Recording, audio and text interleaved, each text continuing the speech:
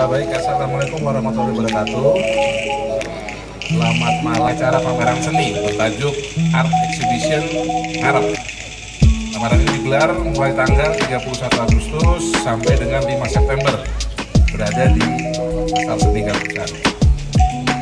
Pameran seni, kemudian lomba mural yang tadi kita sudah laksanakan sore hari dengan tema Pilkada Aman, Pena Boleh Tangan, serta hiburan musik dengan menampilkan musisi jalanan, pengampian gerak aktivitasnya dengan mengedepankan segala sesuatu yang bersifat budaya untuk menjadi polisian budaya dengan berwujud konsep asah ditambah dengan konsep asih dan asuh, kemudian dilengkapi dengan konsep ngayomi dan ngayemi, membuat tenang dan nyaman.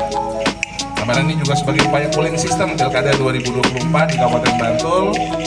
Implementasinya kita jalankan dengan mengalihkan perhatian bukan hanya kepada persoalan politik, namun juga aktivitas positif. Dengan ini secara resmi pameran Art Exhibition Ngarep Bantul 2024 saya nyatakan secara resmi dibuka.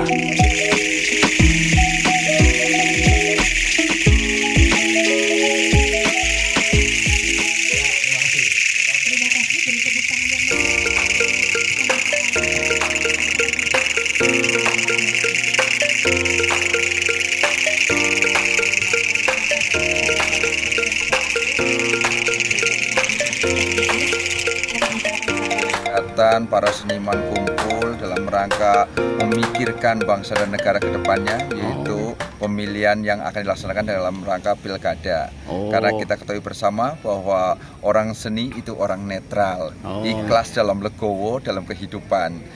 Yang mana di mana ada kopi, di situ ada kuas, hidupnya sudah santai, rileks, damai, sentosa. Jadi seni rupa itu mendamaikan. Nah, begitulah. Melihat orang yang seni rupa sudah tenang, damai. Oke, Bapak. Dan di saya Pak Sinten, Pak? Saya Letkol Infantri Muhyiddin dan di Bantul. Dan di sini sangat bahagia melihat seniman khususnya daerah Yogyakarta Bantul yang kompak selalu. Ada pesan buat seniman nggak, Pak? Jadi mungkin seniman itu ikut menjaga ketertiban dan sebagainya gitu dengan karya seni. Sebenarnya seniman itu sebagai tokoh yang figur yang nyata. Kenapa? Walaupun lukisannya abstrak, lukisannya mungkin bagi orang tidak mengetahui persis, tapi kalau kita hayati penuh dengan makna, itulah seniman. Jadi kita harus menghargai sesama seniman, karena di seniman itu ada yang lukisannya nyata, terus ada abstrak, ada yang perlu diilustrasikan dan perlu dihayati. Sehingga kita harus, disitulah contoh seniman yang kekompakannya kita lihat bersama bahwa perbedaan itu bukan menjadikan jurang pemisah, tapi justru jurang penghubung, sebagai penghubung. Dan terbukti hari ini kita menyatu. Ini di sampingnya ada seniman ketua paguyuban ngapak itu, seniman ngapak. Bapak logatnya ngapak-ngapak juga. Oh, nyong ya jelas ngapak lah. Kalau nggak ngapak, Pak. Ngomong Cilacap ya. Kalau Kebumen. Orang ngapak, orang Kepenak. Jadi ternyata banyak seniman-seniman dari ngapak, dari Banyumas seperti Pak Sunarto PR, terus Pak Nasirun, terus Gus Indarto, itu semua dari Indonesia bagian apa ya? Indonesia bagian ngapak gitu loh. Tapi dalam hal ini suku tidak boleh dibedakan. Nah, ngapak, orang Kepenak itu hanya sebatas untuk meningkatkan persatuan di daerah perantauan, tapi tidak boleh diangkat membedakan dengan suku yang lain. Pak, betul Pak. Jadi kekayaan berkontribusi untuk mewarnai seni rupa. Terima kasih. Ini ada Mas Agus. Nah, ini Pak Kianto ya, Pak Banti yang lukisnya keren. Saya pernah meliput dengan YouTube-nya, termasuk Mas Agus, terus Mas Tarman, dan ini menarik sekali. Jadi moga-moga pameran ini bisa sukses, nggih Pak, nggih. Dan kita berharap dari YouTube ini bisa dilihat juga dari teman-teman yang dari sampai Malaysia, Pak. Nggih. Terima kasih Pak Dandim, nggih. Nggih, terima kasih, moga sukses semuanya. Amin. Nggih, Pak Tarman, moga dilanjutkan. Bulan terbuka terang.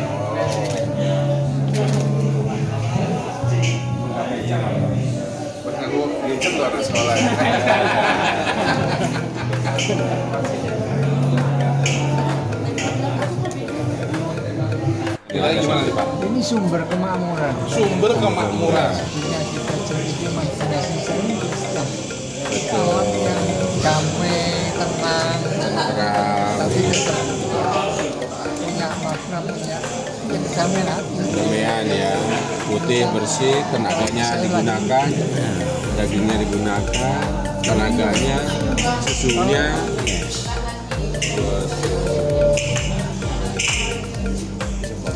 keseimbangan alam. Keren. Juara pertama dia. Nanti dia rencana mau pameran di Hong Kong. Ini salah satu karyanya, tapi dia karya yang agak lama gitu. Sama ukurannya. Nah ini sekarang dia sedang studi S2 di UND. Coba ceritakan Mas karyanya Mas. Ini karya ini terjadi di daerah Mandalika. Kita kan selatan di daerah wilayah Pantai Utara. Di daerah Tegal. Tegal itu daerah mau di Ngamak itu namanya. Yang daerah Ngamak itu namanya Tegal. Kenapa Malang? Karena dia Pantai Utara itu dia emang paling efektif perikanan dibanding rumah wisata.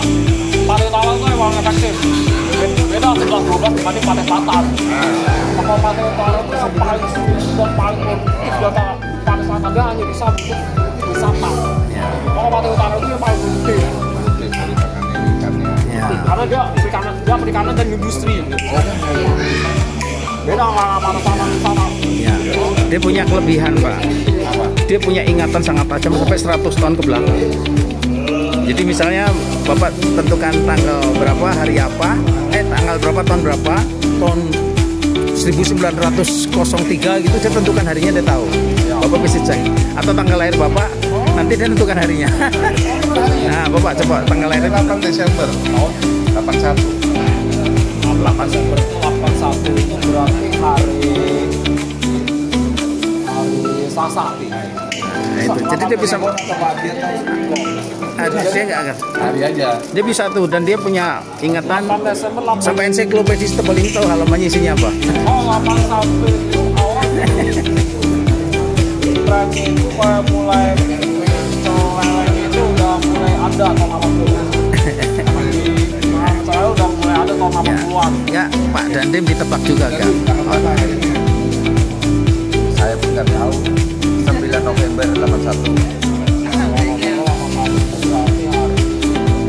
Senin. Nah, cek di handphone Bapak. Dia bilangnya Senin. Cek di handphone hari apa dia bisa nebak. Aku terus aja hari nggak tahu. Nah, tapi dicek di handphone bisa. Tanggal ini jatuh hari apa, itu hari Senin Bapak. Nah itu dia punya kelebihan itu, makanya dia seni itu digunakan untuk terapi dia. Jadi dari kecil saya menerapkan seni terapi, termasuk YouTube ini saya buatkan dia untuk dia karena ada sponsornya. Jadi biaya kuliahnya dia dibayar dari YouTube. Bener Pak? Ya Bapak coba teman dia tahu. Dia tahu. Sampai 1900 Pak, coba 100 tahun. Kapan dia tahu Pak? Sampai 100 tahun, misalnya 1903, Bapak tebakannya 3 Maret 1903, hari apa enggak? 3 Maret tahun 1903. Berapa? 3 Maret 1903. Selasa. Nah itu coba dicek Pak, saya kan 3 Maret 1903.